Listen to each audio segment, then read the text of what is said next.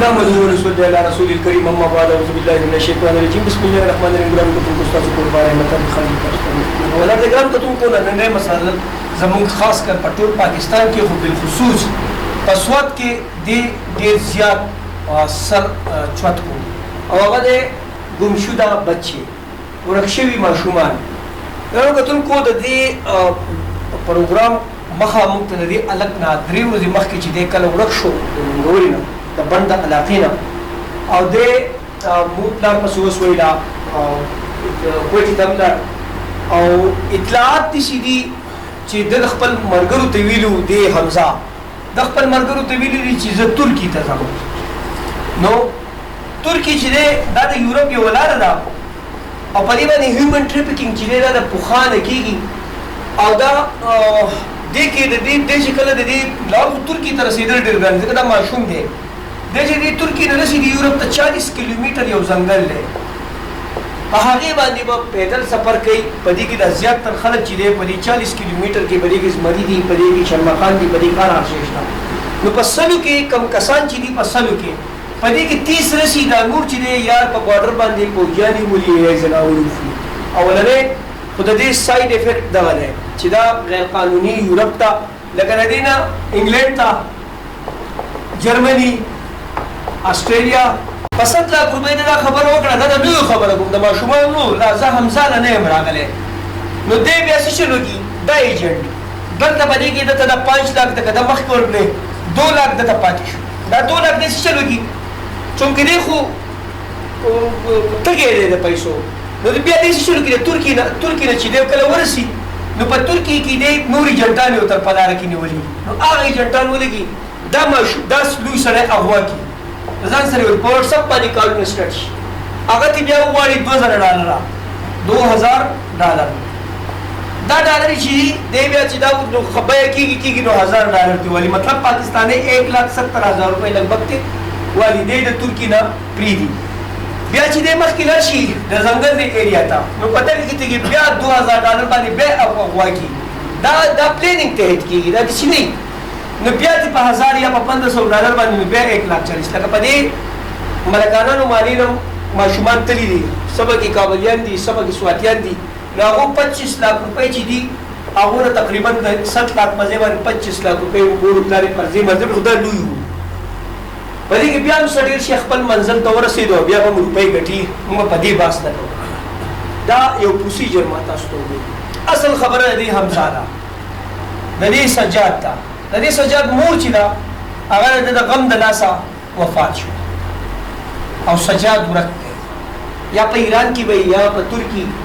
کنه دسی دا حنیف چې دی ورک دی د چارباغ یو ماشوم دی چارباغ او هغه چې کله ایران ته ورسېدو نو اغواکارو د روپۍ واغستې تقریبا پاکستاني 15 لاک روپۍ کې واغستې په واتساپ باندې او دا هلکې راولېږو دا واقعیت زموږ د لویو سره هم شوي دي د صوفي محمد په دور کې موږ لا شریعتي نفاذي شریعت والا 2012 کې 12 پور چې ورته وایي او تاسو افغانستان ته لاړ شئ په دې باندې جنګي جهازونه ولګي په 2012 باندې جنګي جهازونه لګي نو موږ څه چلو کوو موږ افغانیانو په کنټینرو کې بند کړو نو په 1999 نه والا د 2002 پورې سواتیان چې دي په 15 لاک په 20 لاک په دې باندې دا مشران زموږ د نفاذي شریعت مشران موږ آزاد کړل دا د اغواکارۍ پیسې مې ورکړې په هغې کې د 4.5 سال 5 ساله پورې په کنټینر کې سواتیان چې دي د 1980 او د 90 په دهایه کې چې کله یا به موږ داسې وایو د 1950 ته چې کله په سعودي عرب کې د تیلو ذخیرې ډېرې رالې او دا په دنیا کې نو دا سعودیان ډېر زیات مست شو نو دوی به د اوښو په دې شاګانو باندې د ماشومان تړل د 100 کالو دا د اوښ د ریس دپاره زیاتر آیډیل ماشوم چې به وه د 4 ساله یا د 6 ساله پورې به لاس شو دا به د اوښ په دې پیټ باندې شاته کېناست او هغه به چلایي او ته به دې اوښ نه چې د دې جړا سره به دا اوښ په منډه کېدو نو دا ظالمان چې دي دوی به په هغه وخت کې دا ماشوم په 2 لک روپۍ خرڅول او داسې د دې ایشیا نه په لکو ماشومان چې دي هیومن ټریفیکینګ کې دغه شوي دي او دا به د اوښ په دې دغه کې رالو او دا به مړه شو او څوک هم د تپوس کوو نن چې د دې حمزه دا کیس چې زه راغلم نو دا اوس بله لبه سټارټ کړه دا لبه څه سٹارټ تا دا اوس په دا الګ چې دی به ایران ته ووري او دا کوم چا سره خبره کړې ده ویلې شي چې د دې سنیری مسجد خاطر ډېر زیات ایجنټال وي نستی هغه بیا چا پروف غوښتل نو په حیثیت صحافي موږ دې چا نه خبرو نه شرمېږو نه یریږو الله تعالی به طاقت راکوي په نښه به ورته ښایو د خیره سره چې انتظامیې پې ایجنسیانو پې د پاکستان کله ایکشن اخیستو نو باینې به یې ښایو داسې به ورته ودرو لاس نه پرېږدو ښایو به ورته ځکه چې مرګ او ژوند د رب په لاس کې دی په دې خبرو موږ نه یېرېږو نو دا حمزه چې دی اوس دی مزدورۍ له نه دی تللی لکه عمر چې دی 13 سال دی 13 سال 13 سال 13 سال د ایج د مزدورۍ ایج نه دی دا بلیک میلینګ له تللی دی به اوس څه چل وکړي دی به لاړ شي په ایران کې به دی ونیسي د پلار به بیا دلته خیرات ټولوي زکات به راغونډوي خپل جایداد به خرڅوي ګاډي به خرڅوي چې دا پلار سره سو ایون جو هغه به کوي که نه مالۍ کې به راغونډوي چانده به راغونډوي څه ذرایع چې دي په هغې تحت بدلېږي او دا خپل زوی به راازادوي او موږ به په بار بار د دې خلکو د لاسه تباه و برباد کېږو سزا به نه ورکوو سزا نشته سزا د ایجنټ دپاره نشته اوس دا چې کوم ایجنټ دی موږ مین سړی چرته هم نه ټارګېټ کوو موږ به څه چل کوو موږ به لا کېدی چې هغه ته حاجي صاحب وایو موږ زیاتر سودخور ته حاجي صاحب وایو ځکه چې غټ غټ سټي او د ده نه